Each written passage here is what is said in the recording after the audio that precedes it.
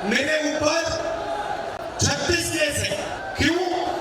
क्योंकि मैं नरेंद्र मोदी से, आरएसएस से 24 घंटे लड़ता रहता हूं। नरेंद्र मोदी ने मेरा सरकारी घर ले लिया, मेरी लोकसभा की मेंबरशिप रद्द कर दी थी और ईडी ने 55 घंटे मेरा इंटेरोगेशन किया।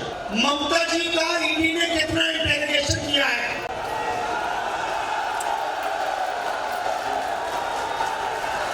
ये मुझे बताइए। बीजेपी ने ममता जी का घर क्यों नहीं लिया?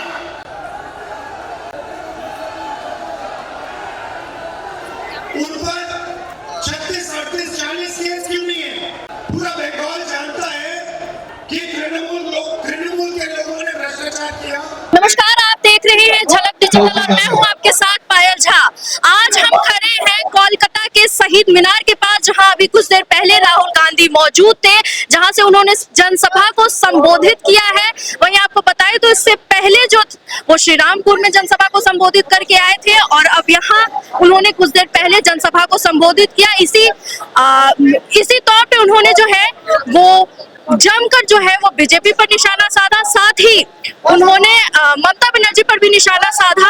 आइए सुनते हैं उन्होंने क्या कुछ कहा। नरेंद्र मोदी, आरएसएस, बीजेपी ने ममता जी का कभी इंटेरोगेशन नहीं किया, ममता जी का घर नहीं छीना, ममता जी पर आक्रमण नहीं करते।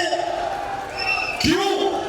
क्योंकि वो जानते हैं कि असली लड़ाई तृणमूल से नहीं है, असली लड़ाई कांग्रेस पार्टी से है, खड़गे जी से है, राहुल गांधी से है, प्रियंका गांधी से, कांग्रेस पार्टी के नेताओं से। अगर सचमुच में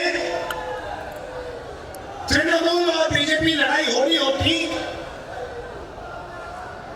तो ममता जी पर अनेक केस होते, वो बेल में होती, बेल लेकर बाहर होती, उनका 55-70 घंटे इंटेरोगेशन हुआ होता, उनका घर छीन लेते। क्योंकि सब लोगों के साथ करते, जो भी इनके खिलाफ लड़ते हैं उन पर वो पूरा आक्रमण करते हैं। अब थोड़ा सा मैं आपको बताना चाहता हूं, ये नरेंद्र मोदी है कौन, ये आपको समझना जरूरी है। मैंने फोटो देखी उनकी, नाव में नदी में घूम रहे थे, फोटो ले रहे थे।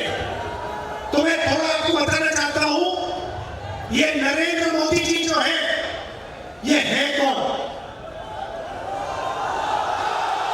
सबसे पहले इन सब का स्पेशलाइजेशन, ये बीजेपी के जो लोग हैं, इनका स्पेशलाइजेशन वोट चोरी है। इन्होंने महाराष्ट्र में वोट चोरी करके चुनाव जीता, हरियाणा में जीता, मध्य प्रदेश में जीता, कर्नाटक में पैसे देकर सरकार गिराई।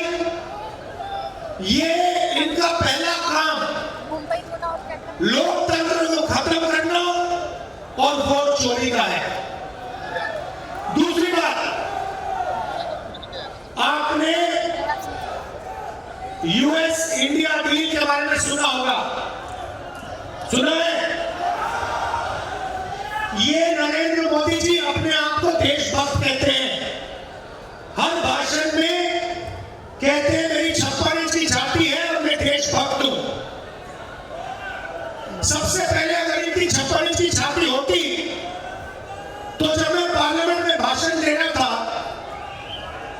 जब मैंने एफसी की बात उठाई, अदानी की बात उठाई, तो ये पार्लियामेंट लोकसभा से भाग के क्यों निकल गए? दूसरी बात, इन्होंने अमेरिका से समझौता किया। क्या किया?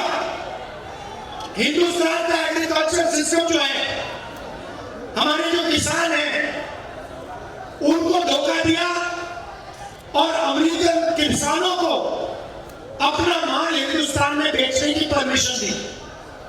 ये काम किसी भी प्रधानमंत्री ने नहीं किया, आज तक किसी प्रधानमंत्री ने नहीं किया। अमेरिका के जो खेत हैं, हजारों एकड़ के खेत हैं, हमारे छोटे खेत होते हैं। हमारे यहाँ मैकेनाइजेशन नहीं होता, अमेरिका में फुल मैकेनाइजेशन है। कंबाइन हार्वेस्टर, मशीनरी, टेक्नोलॉजी सब चलती है वहां। अमेरिका के किसान का माल हिंदुस्तान में बिकना शुरू हो जाएगा। हिंदुस्तान के सब किसान, बंगाल के किसान बर्बाद हो जाएंगे। ये इन्होंने पहला काम किया। दूसरा काम, बंगाल की इंडस्ट्री तो ममता जी ने वहां भी खत्म कर दी, वो अलग बात है। पहले आप इंडस्ट्रियल सेंटर हुआ करते थे, यहां हिंदुस्तान मोटर्स थी, यहां पे जूट इंडस्ट्री थी और बंगाल इंडस्ट्रियल स्टेट बना था।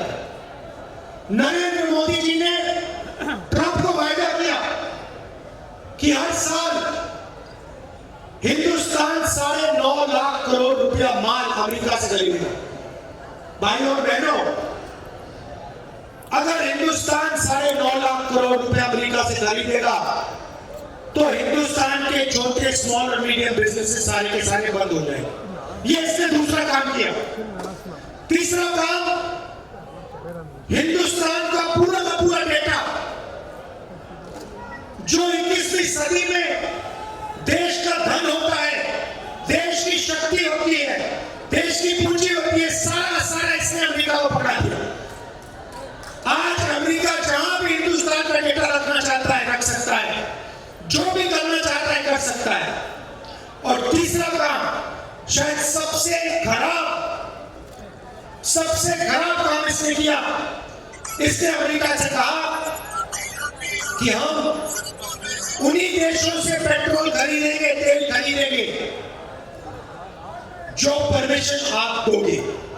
तो आज हिंदुस्तान बिना अमेरिका के परमिशन लिए, बिना अमेरिका के सामने हाथ छोड़े किसी भी देश से तेल नहीं खरीद सकता है। ये व्यक्ति जो अपने आप को देशभक्त कह रहा है, इसने ये चारों काम किए हैं। ये देशभक्ति नहीं है, ये देशद्रोही का काम है।